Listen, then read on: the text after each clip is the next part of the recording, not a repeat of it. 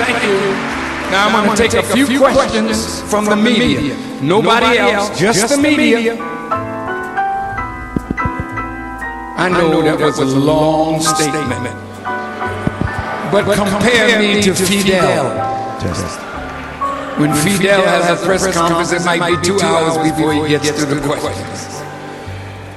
Hello, Minister Farrakhan. I'm Karen Hawkins with the Associated Press. Yes, ma'am. I'm wondering if I can get your response to these reports that Gaddafi has been hurting his own people or attacking his own people. You know, that was President Obama's reason for intervening. What's your response to that? Well, why didn't they intervene when Bush was hurting his own people?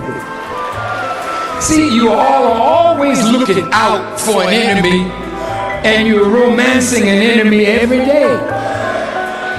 Gaddafi didn't have no stimulus package that robbed you of your wealth. Gaddafi didn't help Goldman Sachs and Lehman Brothers and all the Wall Street thieves rob the American people of their wealth. How the hell can you look over there and see an enemy and don't see one that is robbing you blind under your very nose?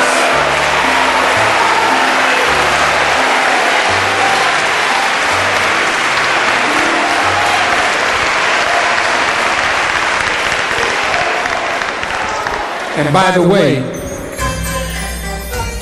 a lot of American people feel that Barack is hurting the American people.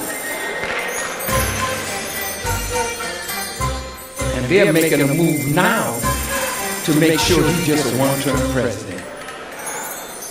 Thank God for this form of democracy where it's not open rebellion, but you're going to see that too. See, Wisconsin was just a seed. The union's just a seed. Let me tell you something. You think it's some black Muslims that you got problems with? You got problems with your well-armed militia that hate your government. And they'll tell you right now when they went to the Tea Party with their gun on their hip, we come in peace this time. What did they mean by that? Those are the people you need to question. Because Gaddafi can't get across the Atlantic Ocean to do you no harm. Follow up to Karen's question. You said that people were asking for evolution, asking for things. Do you not feel that the rebels were acting the way they were because they weren't getting that from their leader, Gaddafi? I'm sure that there's a degree of that definitely there. Repression is everywhere, where authority is challenged.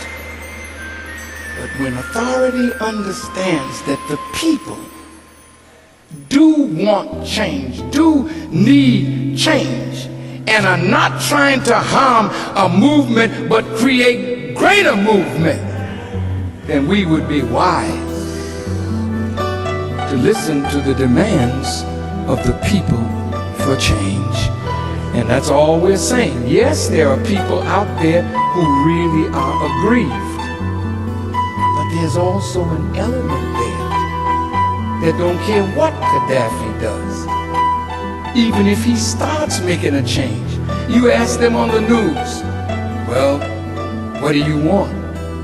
We want to go all the way to Tripoli and get Gaddafi. How you going to do it?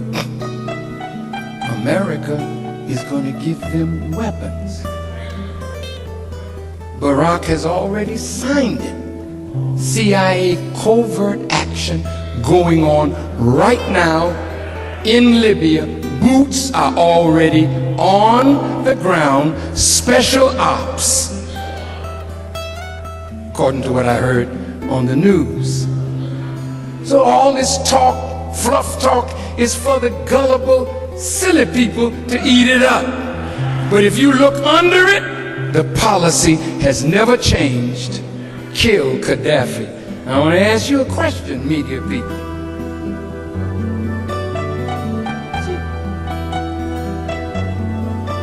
Do you really think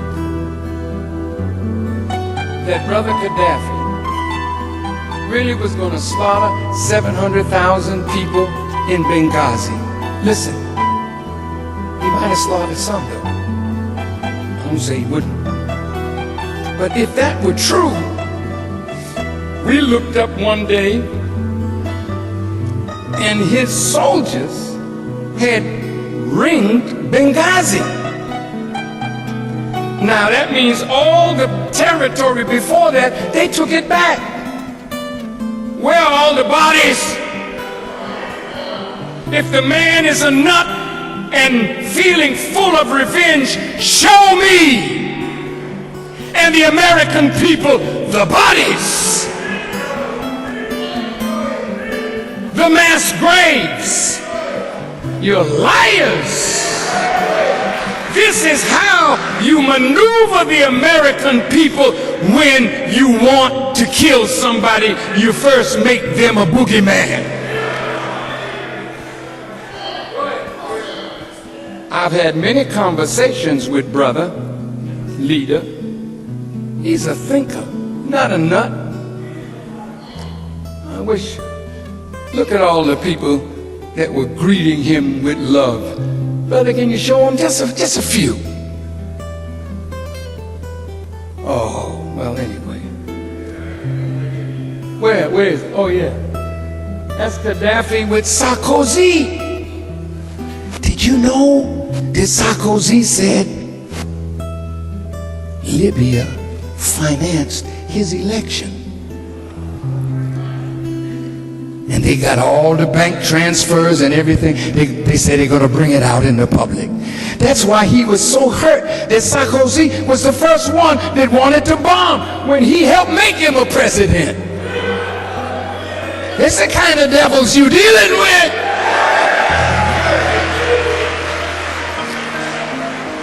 Let me tell you something. You would be worse than a damn fool with the knowledge that Elijah Muhammad has given us, and then take that kind of people into your bosom and wonder why the hell you get bitten? No! This ain't hate. We got 450 years of dealing with you.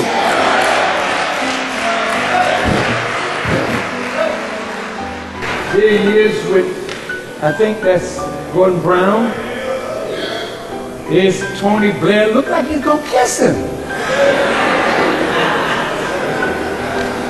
Ban Ki-moon. Who's this guy? Oh, that's Berlusconi, the guy who has a little problem.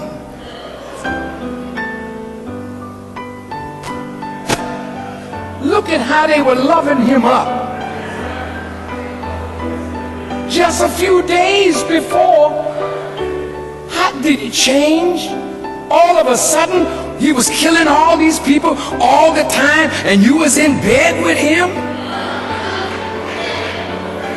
You didn't smell the sulfur? You didn't smell the bombs while you was in bed? You wicked hypocrites. You were lulling him to sleep. That's why I told him in our last conversation in 2005, I said, brother, they will never forgive you for what you've done to destabilize their access to wealth.